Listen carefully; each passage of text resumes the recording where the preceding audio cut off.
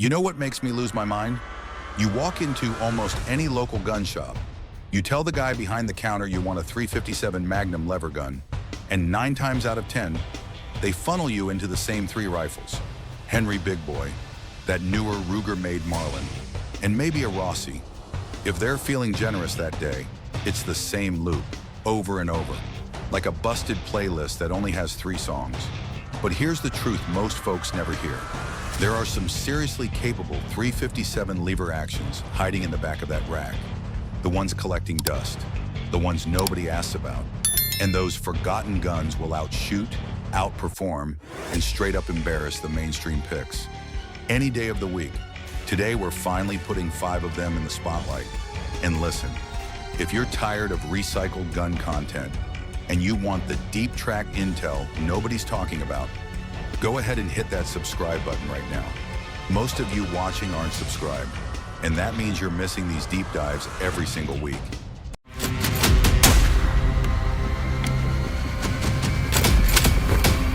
All right, sliding into that number 5 slot, we've got the Smith Wesson 1854.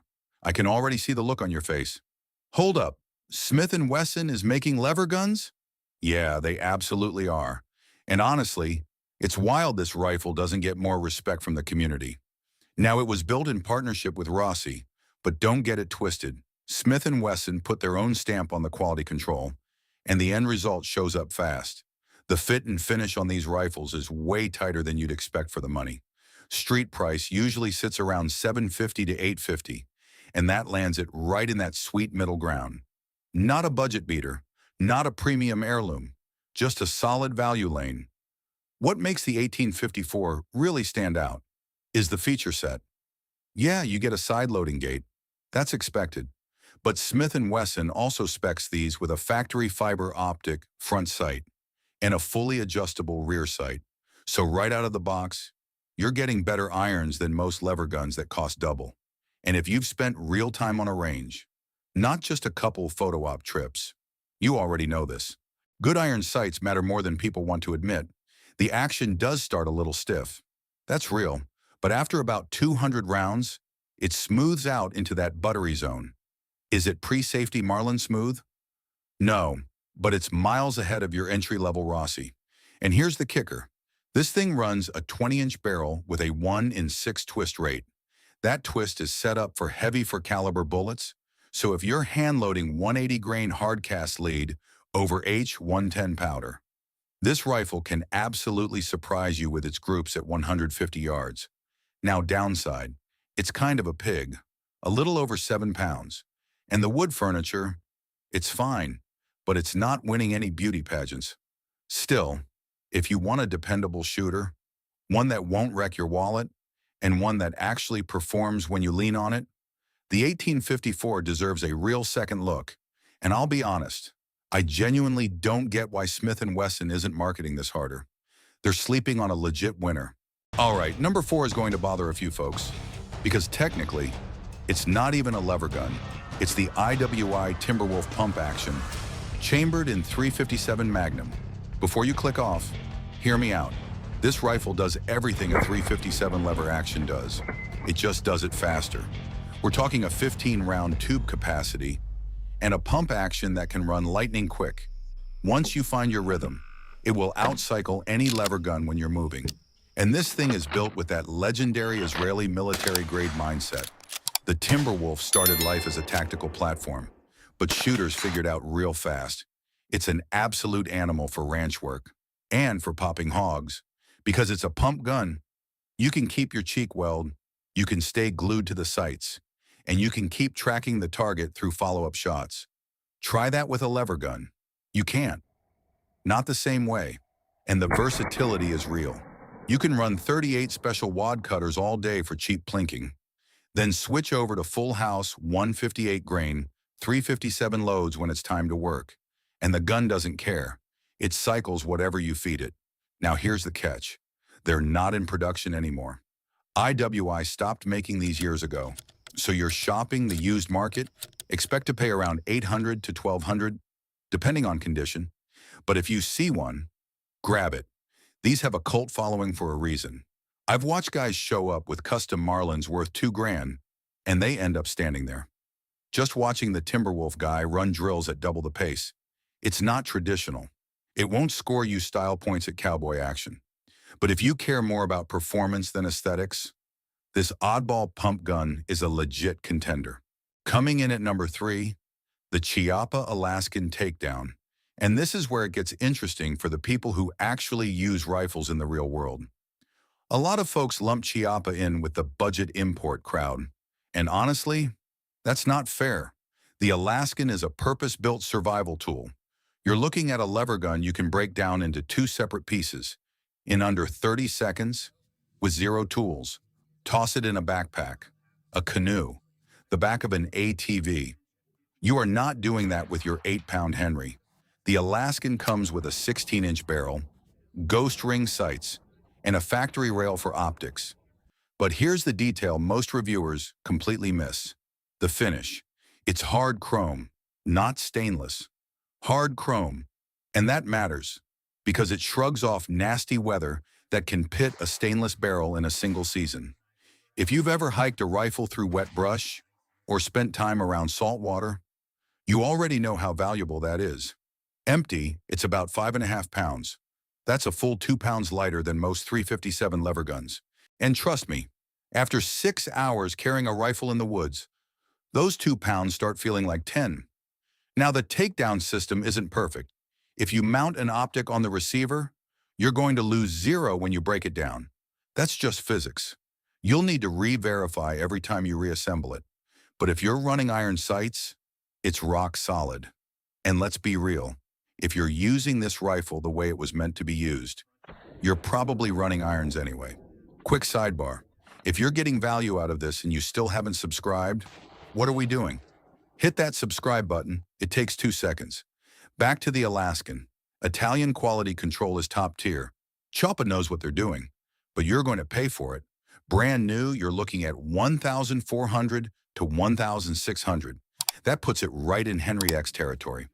But here's the difference. The Alaskan is built for the guy who beats on his gear.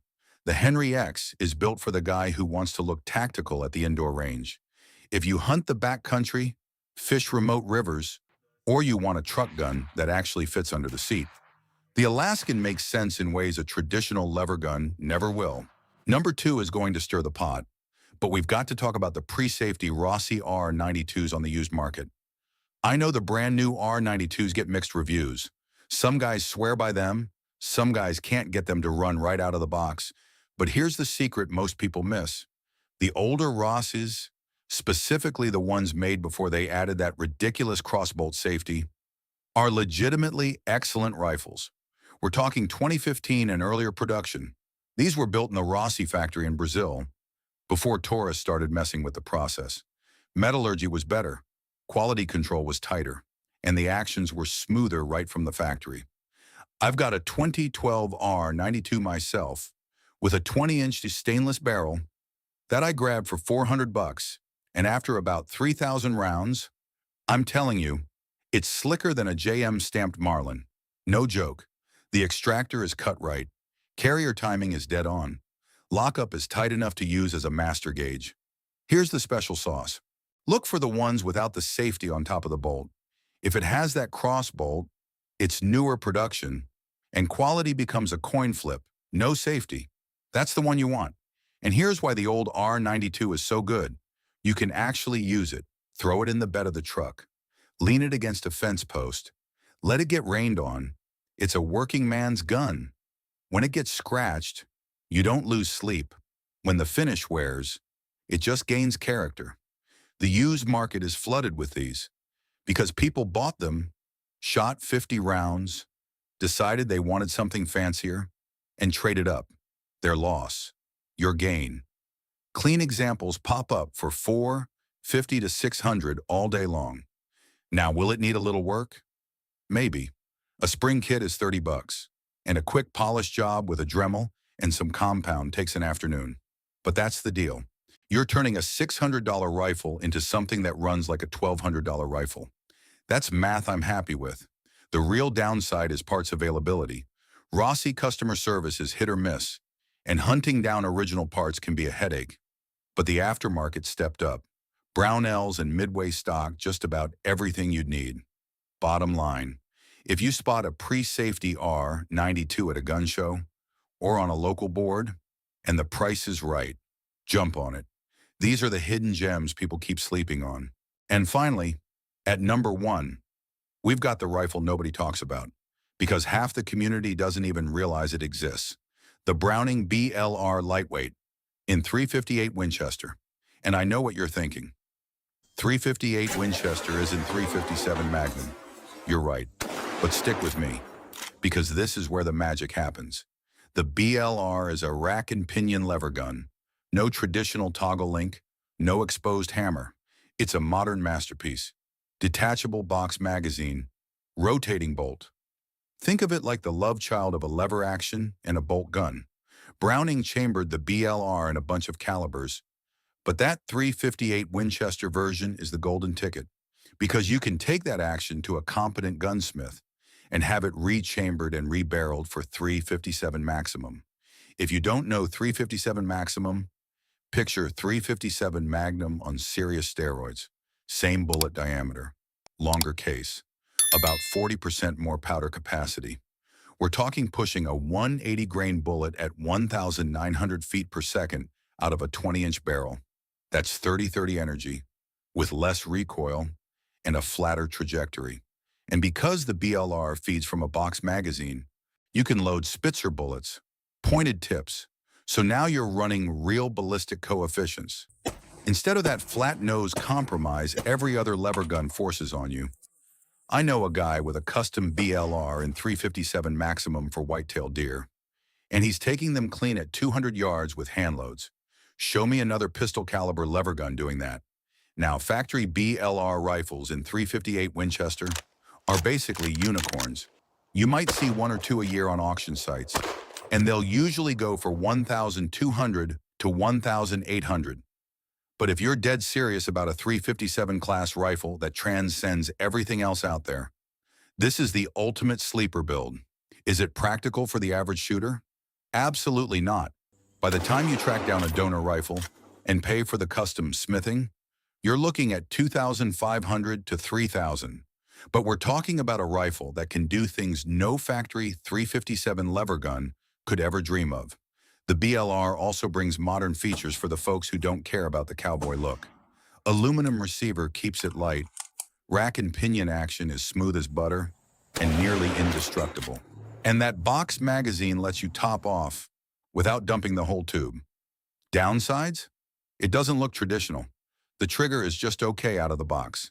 And if something breaks, you better be friends with the machinist. But if you want the 357 class lever action that nobody else has, one that outperforms everything else in its lane, this is it. Now I know a lot of you watching have your own experiences with these rifles, or maybe you've got a dark horse pick I didn't even mention today. Whatever it is, I want to hear it. Drop it in the comments. And if you enjoyed this deep dive, do me a favor, like the video, subscribe to the channel, and tell me what you want to see next. That stuff genuinely helps the channel grow, and it keeps this kind of content coming your way. Until next time, keep them on the paper and stay safe out there.